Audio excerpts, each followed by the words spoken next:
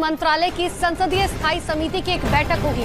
जानकारी के मुताबिक इस बैठक में यूसीसी पर चर्चा होगी और सभी सांसदों से यूसीसी उनकी राय ली जाएगी।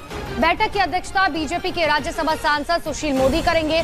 आपको ये बता दें कि केंद्र सरकार 20 जुलाई से शुरू होने वाले संसद के मॉनसून सत्र के दौरान यूसीसी बिल को पेश कर सकती है और ऐसे में उससे पहले आज ये बैठक बुलाई गई है।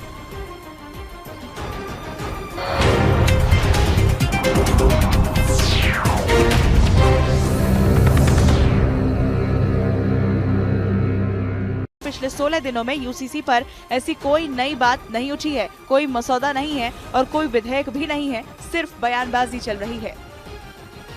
गुजरात में सूरत, नवसारी समेत कई इलाकों में बारिश हो रही है। भारी बारिश के बाद वहां निचले इलाकों में पानी भर चुका है। गुजरात के 4 जिलों में बारिश का रेड अलर्ट जारी किया गया था।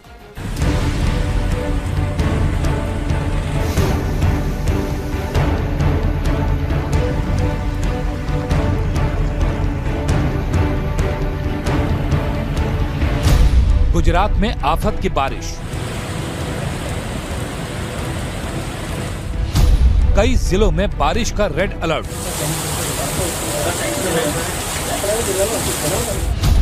चौबीस घंटे गुजरात पर भारी।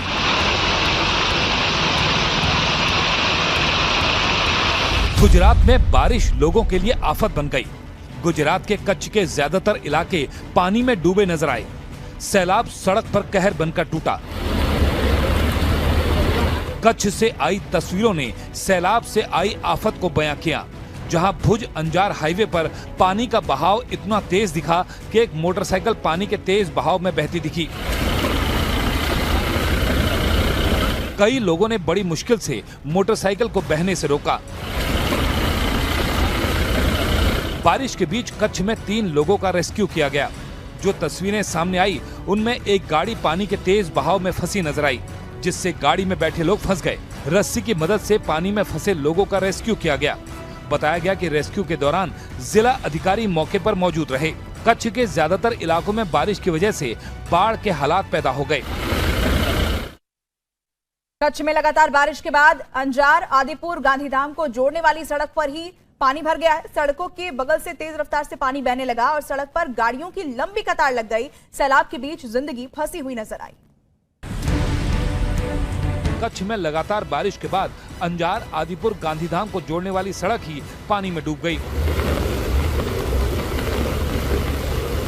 सड़कों के बगल से तेज रफ्तार से पानी बहने लगा और सड़क पर गाड़ियों की लंबी कतार लग गई। सैलाब के बीच जिंदगी फंसी नजर आई। हालात ऐसे दिखे कि ज्यादातर इलाके पानी में डूबे नजर आए। कच्छ के गांधीधाम से आई एक तस्वीर में चारों तरफ पानी का कब्जा दिखा।